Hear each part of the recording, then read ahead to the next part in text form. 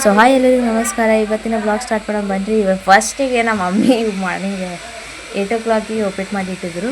So ಅದೇ ಊಟ ಮಾಡತ್ತೀವಿ. So ಬನ್ನಿರಿ ನೀವು ಊಟ ಮಾಡ್ತಕ್ಕ ಹೆಂಗಿದೆ ಅಂತ ಟೇಸ್ಟ್ ಮಾಡೋಣ ಬನ್ನಿರಿ.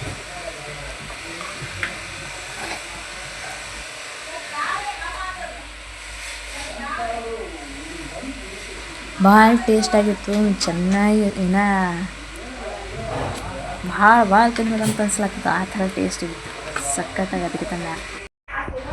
ಸೊ ಅದಾದ್ಮೇಲೆ ಕೈ ನೋಡ್ರಿ ವೆದರ್ ಕೂಡ ಹೆಂಗಿದೆ ಕಾಣಿಸ್ಲಾಗ್ತೈತೆ ಅಂತ. ಮಳೆ ಬರ್ತದಂತಂದ್ರೆ ಅನ್ಕೊಂಡಿದೆ, ಹೇಳಿಲ್ಲ. ಸೊ ಎಲ್ಲಿ ನೋಡ್ರಿ ರಾಕಿನೂ ಕೂಡ ಮೈಲಾಗ್ತದೆ ಮನೆಯಾಗ ಕುಂತು. ಎಲ್ಲಿ ನೋಡ್ರಿ ಅಲ್ಲೋಡ ಮುಖಕ್ಕೆ ನೋಡಿ ಹೆಂಗೆ ತಗೊಳ್ಳೋಣ. ಸೊ ಅದಾದ್ಮೇಲೆ ರಾಕಿ ಬಾಯಿ ನೀರು ಕುಡ್ಲಾಗ್ತಿದ್ರು ನೋಡ್ರಿ ಯಾವ ಥರ ಕುಡ್ಲಾಗ್ತಿ. ಸೊ ನಾನು ಫ್ರೆಶ್ ಅಪ್ ಅಂದ್ಮೇಲೆ ಹೊರಗೆ ಬಂದಿದ್ದೆ. ಸೊ ನಮ್ಮ ಅಮ್ಮನೂ ಉಳತ್ತಿದ್ರು, ಅದಕ್ಕೆ ನಾ ಕಣ್ಣಿಂಗ್ ಮಾಡತ್ತಿದ್ದೆ. ಅವ್ರಿಗೂ ಕಣ್ಣಿಂಗ್ ಮಾಡ್ಲತ್ತಿದ್ರು. ಸೊ ಅದಾದ್ಮೇಲೆ ಅನ್ನ ಸಾರು ಮಾಡಿದ್ರು, ರುಚಿ ಟೊಮೆಟೊ ಉಳ್ಳಾಗಡ್ಡಿ ಹಾಕಿ. ನೀವು ಕೂಡ ಬಂದು ಊಟ ಮಾಡಕ್ಕೆ. ಸೊ ಎಷ್ಟೇ ರೋಸ್ಟ್ ಮಾಡಿದ್ರೆ ನೀವೆಲ್ಲರೂ ಕೂಡ ನೋಡಿರ್ಬೋದು ಯಾವ ಥರ ರೋಸ್ಟ್ ಮಾಡ್ಯ ಅಂತ ನಮ್ಮ ಅವ್ವ.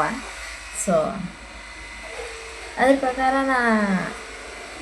ನನಗೆ ಭಾಳ ಖುಷಿ ಆಯಿತು. ನಮ್ಮಮ್ಮ ನಂಗೆ ರೋಸ್ಟ್ ಮಾಡೋದು ಮಾಡ್ಲತ್ತವ ಅಂತಂದು ಸಾಕಷ್ಟು ಖುಷಿ ಆಯಿತು ನನಗೆ. ಅವರು ಒನ್ ಡೆಫಿನೇಷನ್ ಹೇಳಿದ್ರೆ ಅವರು 2 ಎಕ್ಸಾಂಪಲ್ಸ್ ನಮ್ಗೆ ಕೊಡ್ತಾರೆ ಕಂಪಲ್ಸರಿ ಅವರು. ಸೊ ಅದ್ರ ಮಾತು ಹೇಳಿದ್ರು, ಒಂದು ಮಾತು ಹೇಳಿದ್ರು, ಒಂದು ವಿಡಿಯೋ ತೋರಿಸ್ತೀನಿ ನೀವು. ಸೊ ನೀವು ಕೂಡ ನೋಡ್ರಿ ಅದು ಯಾವ ಥರ.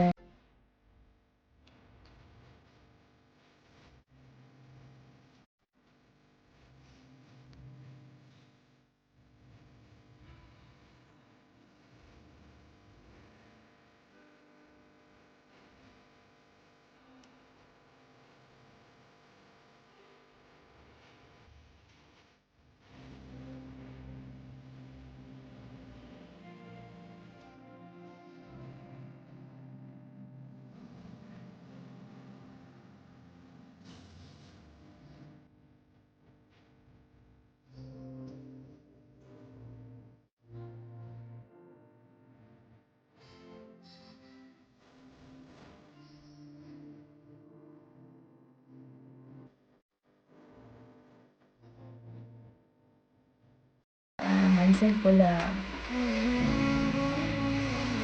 ಟಚ್ ಆಗಿಬಿಟ್ಟು ಆ ಥರ. ಸೊ ಯಾವಾಗಲೂ ಪ್ಯಾರೆಂಟ್ಸ್ಗೂ ಇರಲಿ ಈ ಥರ ಮಕ್ಕಳು ಇದ್ರಂದ್ರೆ ಭಾಳ ಪುಣ್ಯವಂತರಿರ್ಬೇಕು ಮಾಡ್ಬೇಕಂದ್ರೆ ಅಂತಾರೆ. ಸೊ ನನ್ನ ಪ್ರಕಾರ ಅಚೀವ್ಮೆಂಟ್ ಅಂದ್ರೆ ಈ ಥರ ಎಲ್ಲ ರೊಕ್ಕ ಮಾಡೋದು, ದುಡ್ಡು ಮಾಡೋದು, ನಾವು ಅವ್ರಿಗಿಂತ ಹೆಚ್ಚಾಗಿ ಅತಿಯಾಗಿ ಬೆಳಿಬೇಕು ಅಂತ ಆ ಥರ ಇರಲ್ಲ. ಅಚೀವ್ಮೆಂಟ್ ಅಂದರೆ ಏನಪ್ಪ ಅಂದರೆ ಬೇರೆಯವ್ರಿಗೋಸ್ಕರ ಬದುಕಬೇಕು, ನಮಗೋಸ್ಕರ ನಾವು ಬದುಕಬಾರ್ದು, ಬೇರೆಯವ್ರಿಗೋಸ್ಕರ ನೋಡಿ ಬದುಕಬೇಕು, ಅದಕ್ಕಂತ ಜೀವನ ಅಂತಂದು. ಯಾವಾಗಲೂ ಇಲ್ಲಿ ಅಚೀವ್ಮೆಂಟ್ ಅಂದ್ರೆ ಬರೀ ದುಡ್ಡು ಮಾತ್ರ ಇರಲ್ಲ, ದುಡ್ಡು ಬಿಟ್ಟು ಬೇರೆನೂ ಇರುತ್ತವೆ. ಪ್ಯಾರೆಂಟ್ಸ್ಗೂ ಇರುತ್ತೆ ಅಚೀವ್ಮೆಂಟ್, ಅದೂ ಆಗುತ್ತೆ. ಮತ್ತು ನೀವು ಯಾರನ್ನ ಹಚ್ಕೊಂಡಿರ್ತೀರೋ ಅವ್ರ ಜೊತೆ ಇರೋ ಟೈಮ್ ಸ್ಪೆಂಡ್, ಅದಕ್ಕೂ ಅಚೀವ್ಮೆಂಟ್ ಅಂತಾರೆ. ಸೊ ಈಗ ಹೋಗಿದ್ದ ಟೈಮ್ ಯಾವತ್ತೂ ನೀವು ವಾಪಸ್ ಬರೋದಿಲ್ಲ. ಆಗೋಷ್ಟು ಏನು ಭೀ ಇರಲಿ, ನಿಮ್ಮ ಪ್ಯಾರೆಂಟ್ಸ್ ಜೊತೆ ಟೈಮ್ ಸ್ಪೆಂಡ್ ಮಾಡ್ಕೊತಿರ್ರಿ, ಖುಷಿಯಾಗಿರಿ. ಇದೇ ಸಲ ಸಿಕ್ಕಾಗ ಕೂಡ ನೀವು ಈ ಜೀವನ ಭಾಳ ಚೆನ್ನಾಗಿ ಇದು ಮಾಡಬೇಕು, ನೀವು ಬದುಕು ತೋರಿಸ್ಬೇಕು ಎಲ್ಲರಿಗೂ. ಸೊ ಆದಷ್ಟು ಬೇಗ ನಿಮ್ಮ ಫ್ಯಾಮಿಲಿ ಜೊತೆ ಟೈಮ್ ಸ್ಪೆಂಡ್ ಮಾಡಿರಿ. ಈ ಟೈಮ್ ಹೋದ್ಮ್ಯಾಗ ನಿಮ್ಮ ಪ್ಯಾರೆಂಟ್ಸ್ಗಳ ಜೊತೆ ಯಾರೂ ಇರಲ್ಲ, ಇದ್ದೂ ಕೂಡ ಖಾಲಿ ಪ್ರಾಪರ್ಟೀಸ್ ಎಲ್ಲ ಯೂಸ್ ಮಾಡ್ತಾರೆ ಪ್ಯಾರೆಂಟ್ಸ್ಗಳಿಗೆ ಅಷ್ಟೇ. ಪ್ರಾಪರ್ಟಿ ತೊಗೊಂಡು ಆಚೆ ಹಾಕೋದು, ಬಿಟ್ಟು ಬಿಡೋದು, ಆಯ್ತು ಇಷ್ಟೇ. ಖಾಲಿ ಒಂದು ಟಿಶ್ಯೂ ಪೇಪರ್ ತಾನೇ ಯೂಸ್ ಮಾಡಿದ್ರೆ ಅದು ಏನು ಯೂಸ್ ಆಗಿರ್ತದೆ? ನಾವು ಅವ್ರಿಗೆ ಟಿಶ್ಯೂ ಪೇಪರ್ ತಾನೇ ಯೂಸ್ ಮಾಡಿದ್ರೆ ದೇವ್ರು ನಮ್ಗೆ ಮೆಚ್ತಾನ. ನಾವು ಕೂಡ ಅವ್ರಿಗೆ ದೇವ್ರ ಥರ ಸ್ನಾನ ಕೊಟ್ಟರೆ ಅಂದರೆ ನಮಗೂ ಮುಂದಿನ ಜನ್ಮಕ್ಕೆ ಆಗೋಷ್ಟು ಚಲೋನೇ ಸಿಗ್ತದೆ. ಈ ಜನ್ಮ ಚಲೋ ಮಾಡಿದಂದರೆ ಮುಂದಿನ ಜನ್ಮ ಚಲೋ ಸಿಗ್ತದೆ ನಮಗೆ. ಆಗೋಷ್ಟು ಪುಣ್ಯ ಮಾಡಬೇಕು ನಾವು. ಈ ಜನ್ಮ ಹುಟ್ಟಬೇಕಂದ್ರೆ, ಈ ಜನ್ಮ ಸಿಕ್ಕಿತ್ತಂದ್ರೆ ಭಾಳ ಪುಣ್ಯ ಮಾಡಿರ್ಬೇಕು ನಾವು. ಆ ಥರ ಇರುತ್ತೆ ಜೀವನ. ನಾನು ಕೂಡ ನಮ್ಮ ಮಕ್ಕಳು ಕಳ್ಕೊಂಡ್ಬಿಟ್ಟು ಹಿಂಗೆ ವಾಪಸ್ ಕರ್ಕೊಂಬ ಅಂದ್ರೆ ಯಾರು ಕರ್ಕೊಂಬರ್ತಾರೆ? ದೇವ್ರನ್ನೂ ಕೂಡ ಕರ್ಕೊಂಬರಲ್ಲ ಅಂತ. ಒಂದು ಸಲ ಕಸ್ಕೊಂಡ್ಮ್ಯಾಗ ವಾಪಸ್ ಯಾವಾಗಲೂ ಇರಲಿ, ಮನುಷ್ಯ ಇರಲಿ ಅಥವಾ ಪ್ರಾಣಿ ಇರಲಿ ಏನೇ ಇರಲಿ ಕಸ್ಕೊಂಡು ಮ್ಯಾಕೆ ವಾಪಸ್ ತರ್ಲಿಕ್ಕೆ ಆಗಲ್ಲ. ಆದ್ರೂ ಮಾಡೋಕ್ಕಾಗೋದಿಲ್ಲ. ಒಂದು ಸತಿ ಅದು ಜೀವನ ಹೋಯ್ತಂದ್ರೆ ಜೀವನ ತುಂಬಕ್ಕೆ ಬರಲ್ಲ. ಎಂಥದ್ದು ಇರಲಿ, ಅಕಸ್ಮಾತ್ ನೀವು ಒಂದು ವಸ್ತು ತೋರಿ ಅದು ಮುರಿದ್ಮೇಲೆ ಮತ್ತೆ ಜೋಡಿಸ್ತೀರ ಅಂದರೆ ಜೋಡಲ್ಲ. ಅದ್ರ ಮೇಲೆ ಒಂದು ಸ್ಕ್ರ್ಯಾಚಸ್ ಕೂಡ ಒಂದು ಇದ್ದೇ ಇರುತ್ತೆ. ಆ ಸ್ಕ್ರ್ಯಾಚಸ್ನ ಕೂಡ ನೀವು ಎಷ್ಟು ಮುಚ್ಚೋದು ಮಾಡಿರಿ ಆಗೋದಿಲ್ಲ. ಸ್ಕ್ರ್ಯಾಚಸ್ ಎಷ್ಟು ಇರುತ್ತೆ ಅಷ್ಟೂ ಏನು ಮಾಡೋಕ್ಕಾಗೋದಿಲ್ಲ. ಸೊ ಅದೇ ಹೇಳ್ತೀನಿ, ಇರೋ ದಿನ ಜೀವನ ನೀವು ಯಾರ ಜೊತೆನ ಹಂಚ್ಕೊತಿದ್ರು ಅವ್ರ ಜೊತೆ ಖುಷಿ ಆಯ್ತು. ಗ್ರೇಟ್ ಇನ್ನೂ ಚೆಂದ. ಸೊ ಸಾಕಷ್ಟು ಪ್ಯಾರೆಂಟ್ಸ್ಗಳು ತಮ್ಮ ಜೀವನ ಸ್ಯಾಕ್ರಿಫೈಸ್ ಮಾಡ್ಕೋತಾನೆ ಇರ್ತಾರೆ. ಸ್ವಲ್ಪ ಮನೆ ಕೂಡ ಮಾಡಿ, ಪ್ರಾಪರ್ಟಿ ಕೂಡ ಮಾರಿ ಅಂತ ಮಕ್ಕಳು ಬೆಳೆಸ್ಬೇಕಂತಂತ ಮಾಡ್ಕೋತಾ ಇರ್ತಾರೆ. ಅವ್ರು ತಮ್ಮ ಮಕ್ಕಳು ಮುಂಚಾಗಬೇಕು ಅಂದರೆ ಕೆಲವೊಂದು ಸತಿ ಹಿಂಗಿರ್ತಾವ, ಮಕ್ಕಳೇ ತಾಯಿನ ಹೊರ ಹಾಕೋದಿರ್ತಾವೆ.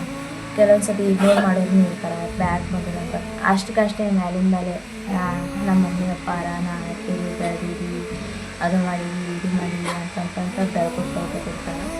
ಸೊ ಈ ಥರ ಜನ ಇದ್ದೇವೆ ಅಂದ್ರೆ ಏನು ಅನ್ಬೇಕು, ಯಾಕೆ ಬೇರೆ ನೋಡಿ ನಾವು ಅದೇ ಥರ ಮಾಡಬೇಕು ಅಂತ ಯೋಚನೆ ಮಾಡಬಾರ್ದು. ನಮ್ಮ ಪ್ರಕಾರ ನಮ್ಗೆ ಏನು ಅನಿಸುತ್ತೋ ಅದು ಮಾಡ್ಕೋತಾ ಇದ್ದರೆ ತಾಯಿ ಖುಷಿ ಆಯ್ತಂದರೆ ಅದಕ್ಕೆ ದೊಡ್ಡ ಖುಷಿ ಯಾವತ್ತೂ ಇರೋಲ್ಲ.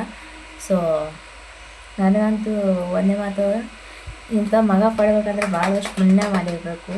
So I can't say anything.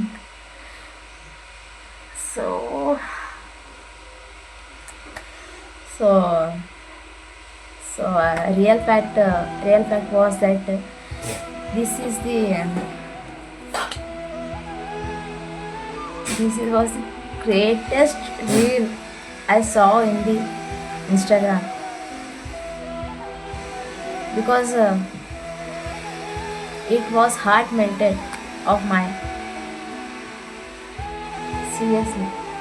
So sometimes we can't give the respect for our parents, our sisters or our brothers. They could also have to give the respect to people, so that everyone should equal, give the respect, or others also, they also give the respect to the parents or their family members and everything. So I could say that some words that I can't explain about this video. So ನಮ್ಮಪ್ಪನೂ ಕೂಡ ಇದೇ ಥರ ಬೆಳ್ಕೊತಾನೆ ಬಂದಿದ್ರು. ಅವ್ರನ್ನೂ ಕೂಡ ಅವಾಗೂ ಕೆಲಸ ಮಾಡ್ಕೊತಾನೆ ಇದ್ದರು. So ಈ video ನೋಡಿ ನಮ್ಮ ಅಪ್ಪನ ನೆನಪು ಬಂತು. ಅವಾಗ ನನಗೆ ಕಣ್ಣೆ ನೀರು ತಾಕೋದಕ್ಕಾಗಿದ್ದಿಲ್ಲ. ಸೊ ಯಾವಾಗಲೂ ಪ್ಯಾರೆಂಟ್ಸ್ ಇರಲಿ ಇಂಥ ಮಕ್ಕಳು ಪಡ್ಬೇಕಂದ್ರೆ ಪುಣ್ಯ ಮಾಡಿರ್ಬೇಕಂತೀನಿ. ಸೊ ಅಂಥದ್ರಲ್ಲಿ ನಾವು ಕೂಡ ಒಂದೊಂದು ಸಲ ಮಿಸ್ಟೇಕ್ ಮಾಡಿರ್ತೀವಿ ನಮ್ಮ ಜೀವನದಲ್ಲಿ. ಪ್ಯಾರೆಂಟ್ಸ್ಗಳನ್ನ ಡಿಸ್ರೆಸ್ಪೆಕ್ಟ್ ಕೂಡ ಮಾಡಿರ್ತೀವಿ, ಅವ್ರ ಜೊತೆ ಜಗಳ ಆಡ್ತೀವಿ, ಅವ್ರ ಜೊತೆ ಜಲಸಿ ಫೀಲ್ ಮಾಡ್ತೀವಿ, ಅಥವಾ ಆ ಥರ ಭಾಳಷ್ಟು ಆಗಿರ್ತಾವೆ. ಸೊ ಏನನ್ನೋದಪ್ಪ ಅಂದರೆ ಸಮಯ ಇದ್ದಾಗನೇ ಎಲ್ಲ ಸರಿ ಮಾಡ್ಕೊಂಡ್ಬಿಡ್ಬೇಕು. ಸಮಯ ಹೋದ್ಮ್ಯಾಕೆ ಯಾವಾಗೂ ಅದು ನಾವು ತರ್ಲಕ್ಕಾಗೋದಿಲ್ಲ, ನಾವು ಕೊಡೋಕ್ಕೂ ಆಗೋದಿಲ್ಲ. ಆ ಟೈಮ್ ಆ ಥರ ಆಗುತ್ತೆ. ಸೊ ನನ್ನ ಪ್ರಕಾರ ನೀವು ನಿಮ್ಮ ಪ್ಯಾರೆಂಟ್ಸ್ ಜೊತೆ ಜಾಸ್ತಿ ಆಗೋಷ್ಟು ಟೈಮ್ ಸ್ಪೆಂಡ್ ಮಾಡಿರಿ, ಇರೋದ ಜೊತೆ ಇರ್ರಿ. ಯಾಕಂದರೆ ಈ ಟೈಮ್ ನಮ್ಮದೇ ಆದಂಥ ಬದುಕು ತೋರಿಸ್ಬೇಕು, ಆ ಥರ ಇರಬೇಕು ಜೀವನ ಅಂತಂದರೆ. ಸೊ ಈಗ ನಮ್ಮ ಪಪ್ಪಗಂತೂ ತರ್ಲಕ್ಕಾಗೋದಿಲ್ಲ. ನಾವು ಅದ್ರ ಜೊತೆ ಟೈಮ್ ಸ್ಪೆಂಡ್ ಮಾಡಬೇಕು ಅಂದ್ರೆ ಟೈಮ್ ಅಂತ ದೇವ್ರಿಗೆ ಕೊಟ್ಟಿಲ್ಲ, ನನಗೆ ಕಸ್ಕೊಂಡು ಬಿಟ್ಬಿಟ್ಟಿನಿ. ಸೊ ನನ್ನ ಪ್ರಕಾರ ನೀವು ಕೂಡ ನಿಮ್ಮ ಪ್ಯಾರೆಂಟ್ಸ್ ಜೊತೆ ಟೈಮ್ ಜಾಸ್ತಿ ಸ್ಪೆಂಡ್ ಮಾಡಿರಿ. ಅದರ್ವೈಸ್ ಆಗಲಿಲ್ಲ ಅಂದರೆ ಪ್ಲೀಸ್ ಅವ್ರನ್ನ ಆಶ್ರಮಕ್ಕೆ ಕಳಿಸ್ಬೇಡ್ರಿ. ಯಾವುದಕ್ಕೂ ಇರಲಿ, ಏನಾರೇ ಆದ್ರೆ ಅಂದ್ರೆ ಜೊತೆಗೆ ಕೊಡ್ರಿ. ಅಕಸ್ಮಾತ್ ನೀವು ಅವರಿಗೆ ಪ್ರಾಪರ್ಟೀಸ್ ಥರ ಯೂಸ್ ಮಾಡ್ಕೊಂಡು ಕೂತಾರೆ, ಕ್ಯಾಶ್ ತೊಗೊಳೋದು ಮಾಡ್ಕೊಂಡು ಕೂತಾರೆ, ನಥಿಂಗ್ ಯೂಸ್. ಯಾಕೆ ಗೊತ್ತು, ನಮಗೆ 9 ತಿಂಗಳು ಹೊಟ್ಟೆ ಇದ್ದು ಸಾಕಿರ್ತಾರೆ ತಾಯಿನ. ಅದಕ್ಕೆ ನಾವು ಬೆಟರ್ ಫೀಲ್ ಮಾಡಿಸ್ಬೇಕು ಅವ್ರಿಗೆ. ಯಾವಾಗ ಜಾಸ್ತಿ ಹೈ ಲೆವೆಲ್ ಕೊಡಬೇಕು ಅವ್ರಿಗೆ ಪ್ಯಾರೆಂಟ್ಸ್ಗಳಿಗೂ. ಅವ್ರಿಗೂ ರೆಸ್ಪೆಕ್ಟ್ ಕೂಡ ಇರ್ತದೆ, ಅವ್ರಿಗೂ ಕೂಡ ಮನುಷ್ಯತ್ವ ಇರುತ್ತೆ, ಅವ್ರಿಗೂ ಫೀಲಿಂಗ್ಸ್ ಇರುತ್ತೆ. ಸೊ ನನ್ನ ಪ್ರಕಾರ ನೀವು ಕೂಡ ಪ್ಯಾರೆಂಟ್ಸ್ಗಳಿಗೆ ರೆಸ್ಪೆಕ್ಟ್ ಮಾಡಿ, ಯಾರನ್ನೂ ಕೂಡ ಈ ಟೈಮ್ ಕಳ್ಕೊಬೇಡ್ರಿ, ಜೊತೆಗಿರೋದು ಕಲೀರಿ, ಎಲ್ಲರೂ ಚೆನ್ನಾಗಿರ್ರಿ ಅಂತ ಬಯಸ್ತೀನಿ.